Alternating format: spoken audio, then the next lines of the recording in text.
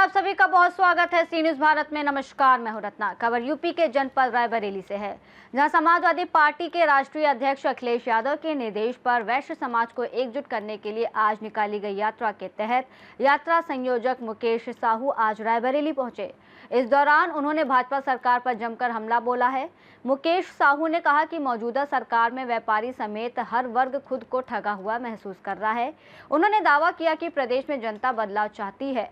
मुकेश साहू ने कहा कि 2027 की सरकार में बनिया अहम भूमिका निभाएगा। यात्रा के जरिए संगठन को मजबूत करने और समाज को जोड़ने पर जोर दिया जा रहा है। आइए जानते हैं इस यात्रा के दौरान और क्या कुछ बताया मुकेश साहू और प्रदेश सचिव समाजवादी पार्टी शशिकांत शर्मा ने। किस पद पे है? मेरा नाम मुकेश साहू है। मैं पिछड़ा वैश्य अखिल एकता परिषद का प्रदेश का संयोजक हूँ। अपने नेता श्री अखिलेश यादव जी का संदेश मैं लेकर निकला हूँ। लगभग 22 जिलों में मेरी यात्रा जानी है। प्रथम चरण में मैं 5 जिले में अभी जा रहा हूँ। मैं लखनऊ से शुरू किया हूँ, रायबरेली आज हूँ, कल प्रतापगढ़ रहूँगा, उसके बाद इलाहाबाद है, फिर मिर्जापुर है। यात्रा के मुख्य उद्देश्य क्या है? मेरे राष्ट्रीय अध्यक्ष जी ने एक नारा दिया है पीडीए, और उस पीडीए को लेकर विभिन्न प्रकार के लोगों ने, विपक्षी सरकार के लोगों ने एक भ्रम फैलाने का काम किया कि बनिया समाज पीडीए का हिस्सा नहीं है। मैं अपने बनिया समाज को यही बताने के लिए निकला हूं कि बनिया समाज पिछड़े जाति में आता है, जिसमें साहू है, मुदनवाल है, चौरसिया है, स्वर्णकार है, जायसवाल है, कसौधन है, वर्मा है। ये जातियां पिछड़ी जातियां हैं, और पिछड़ी जातियां होने के साथ साथ यह पीडीए के प्रथम हिस्सेदार है, यह बताने के लिए मैं अपने बीच में निकला हूँ।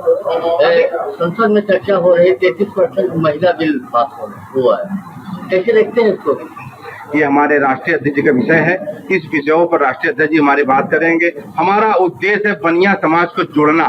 27 की सरकार में बनिया अहम भूमिका निभाएगा। इसलिए निभाएगा कि पिछले 10 सालों से बनिया समाज अपने को ठगा हुआ समझ रहा है, महसूस कर रहा है। वह इस भावना से देख रहा है कि मेरा न तो सुरक्षा हो रहा है, न तो मेरा कोई काम हो रहा है, और यहाँ तक की बात है कि आरक्षण से भी हमको विरक्त कर दिया जाएगा। यदि हम सरकार नहीं बदलेंगे तो इस प्रकार से हम लूटे जाएंगे कि हमारा साथ लेना भी बहुत दुर्बल माना जाएगा। हम अपने जीवन में, अपने संरक्षण में यदि अपने मित्रों के साथ, अपने समाज के साथ आंदोलन करके इस चीज को नहीं बदल पाए और सरकार को हम नहीं बदल पाए तो हमारा जीने का भी अधिकार छीन लिया जाएगा।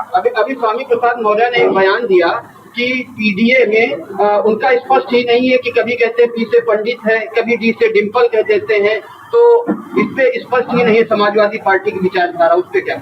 हमारे राष्ट्रीय अध्यक्ष जी ने कहा है पीडीए हर समुदाय का है। जो पीड़ित है वो भी पीडीए है, जो पिछड़ा है वो भी पीडीए है, जो अल्पसंख्यक है वो भी पीडीए है, और जो समाज के मुख्य धारा को बदलना चाहता है, वह समाजवादी के साथ रहना चाहता है, वो भी पीडीए है। तो पीडीए पत्रकार भी हमारा पीडीए है, और पीडीए ही जाके 27 में बदलाव करेगी और उत्तर प्रदेश सरकार को बदलने का काम करेगी। और अपने नेता जो सामाजिक न्याय की लड़ाई लड़ रहे हैं, लोकतंत्र की लड़ाई लड़ रहे हैं, संविधान बचाने की लड़ाई लड़ रहे हैं, वो अखिलेश यादव के साथ पूरा पीडीए समाज जाने को तैयार है।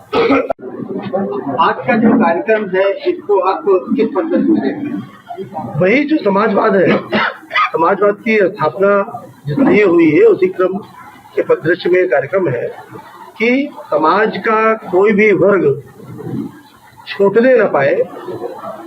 सभी समाजवाद दिए हैं, और उसी क्रम में हमारे प्रदेश के नेता माननीय मुकेश साहू जी, हमारे माननीय राष्ट्रीय अध्यक्ष अखिलेश यादव जी के निर्देश पर यहाँ पर आए हैं प्रदेश भ्रमण पर। आज रायबरेली में है, सदर में।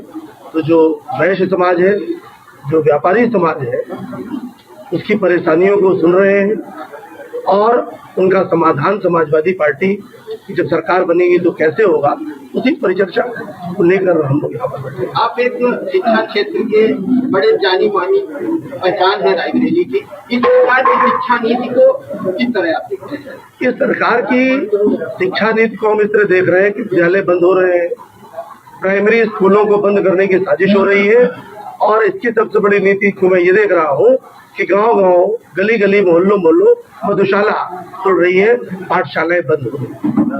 रायबरेली से सी न्यूज़ संवाददाता मृदुलेश त्रिपाठी की रिपोर्ट। सपा की ये सामाजिक यात्रा आने वाले चुनावी समीकरणों में कितना असर डालेगी, इस पर राजनीतिक हलकों की नजर बनी हुई है। इस रिपोर्ट में फिलहाल इतना ही। देश और दुनिया की तमाम बड़ी खबरों के लिए देखते रहिए सी न्यूज़ भारत।